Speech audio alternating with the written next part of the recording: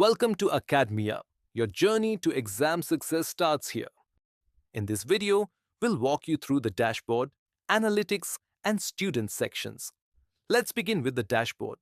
This is your central hub where you get a complete overview of the platform. Here, you can view total examinations, mock tests, course plans, current affairs, ebooks, and previous papers.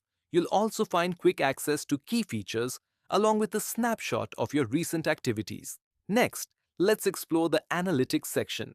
Here, you can monitor overall platform performance with ease. It highlights trending content and provides insights into recent mock tests, course plans, and articles. You can also export this data anytime by clicking on Export Data. Now, moving to the Students section.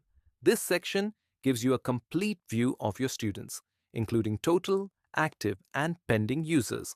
You can easily add students in two ways. For bulk upload, click on Import CSV, download the Excel template, fill in the required details, and upload it back to the platform. To add a student manually, click on Add Student. Enter basic details. You can either auto-generate a student ID and password or create custom ones. Once done, click on Create and Onboard, and the student will appear in the list. You can also update student details or onboard users whose status is pending. And that's how you can efficiently manage the dashboard analytics and student sections in Acadmea.